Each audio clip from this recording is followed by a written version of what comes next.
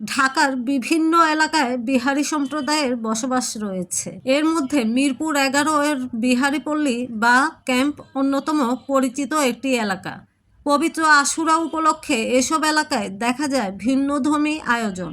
প্রতি বছরের মতো এবারও বিহারি সম্প্রদায়ের মানুষেরা দলবদ্ধভাবে বিভিন্ন এলাকায় বের হয়েছেন।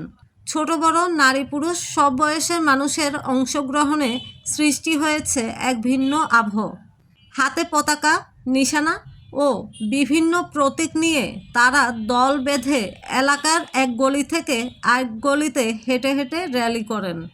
বিশেষ করে রাতের বেলায় এসব র্যালিতে মানুষের উপস্থিতি আরও বেড়ে যায়। তাদের ক্যাম্পের আশেপাশে তবলা ও অন্যান্য বাদ্যযন্ত্রের তালে তালে পুরো এলাকা মুখরিত হয়ে ওঠে। কেউ অংশ নিচ্ছেন ধর্মীয় আবেগ থেকে, আবার কেউ পারিবারিক ও সামাজিক ঐতিহ্য ধরে রাখতে যোগ দিচ্ছেন এই আয়োজনের সঙ্গে।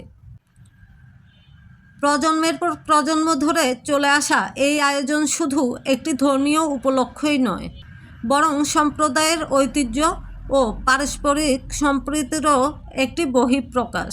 এভাবেই আশুরাকে ঘিরে বিভিন্ন এলাকায় চলতে থাকে নানা আয়োজন ও র্যালি।